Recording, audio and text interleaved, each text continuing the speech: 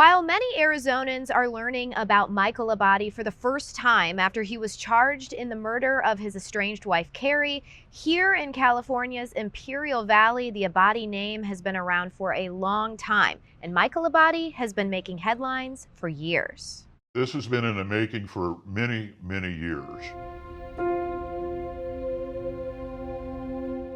Tucked into the southeastern corner of California lies the Imperial Valley, a significant agricultural hub that attracted farming families in the early 20th century. Settlers were coming into this valley to stake out 160, 320 acres and begin growing different crops. One of those families, the Abattis, a family whose name would become synonymous with Imperial Valley farming, with operations located primarily in the county seat, a town called El Centro. And now, a family name tied to allegations of murder. Abatti's estranged husband, California farmer Michael Abatti, is charged in her death. Michael Abatti was arrested in December. He's accused of shooting and killing his estranged wife, Kerri Ann Abatti, in their Pinetop-Lakeside, Arizona home. It was the couple's second home, where court documents say Kerri moved when the couple split in 2023 after over 3 decades of marriage. And it shook this valley. A lifelong resident of the Imperial Valley, who did not want to be identified due to the ongoing murder investigation, says he's known Michael Abatti for decades. He says over the years, Abatti became the owner of Mike Abatti Farms, general manager of Ben Abatti Farms, and found great success. Then, this resident says, something switched.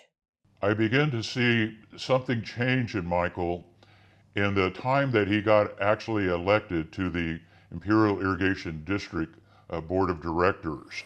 That happened in 2006, and our source says Abatti quickly set his sights on water. He became very concerned about the Colorado River water and the value that could be obtained if he could gain ownership of this water. The problem? A water pact was in effect, capping Colorado River water allotments.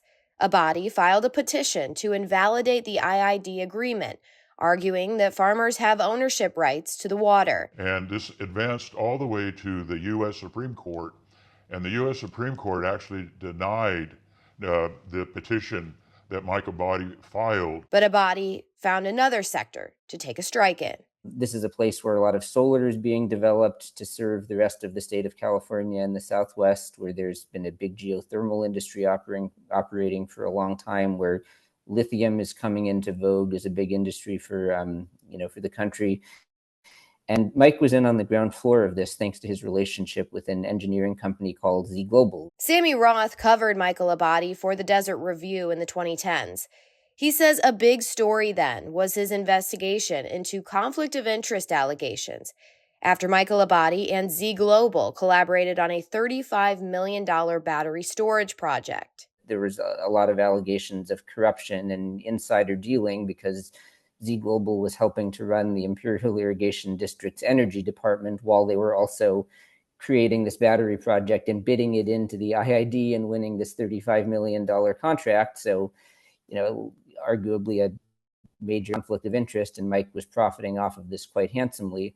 Neither Z Global nor Michael Abatti were prosecuted, but Roth reported the IID no longer employed Z Global after the investigation. Roth says he never met Abatti, as the farming mogul denied interview requests.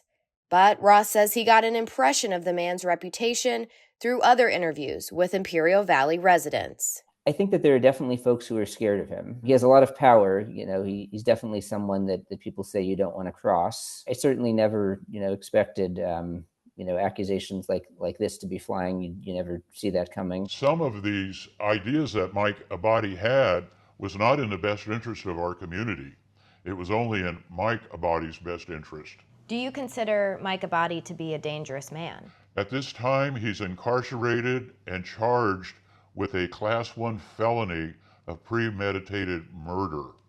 I believe that any person is innocent until proven guilty in a court of law.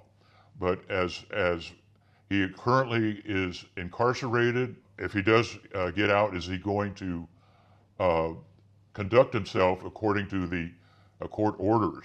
It's a safety question that families have been asking here, specifically in Imperial County. Police believe Abatti drove from El Centro to Pinetop on November 20th, a journey of over 400 miles, shot Kerri Ann, and then drove back to El Centro.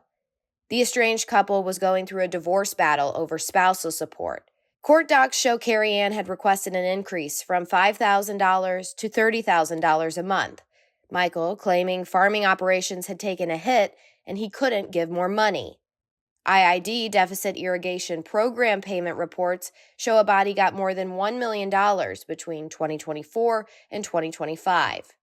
Kerri Ann claimed she didn't have access to much of the couple's financial information, since she hadn't worked since 1999 in order to focus on raising the couple's 3 children. She said in filings she did have a job as a bookkeeper in the past at Michael Abatti Farms LLC, but had never been compensated. She was in a very strained marriage, and she sought refuge in her hometown that she grew up, and she truly thought she'd be safe there.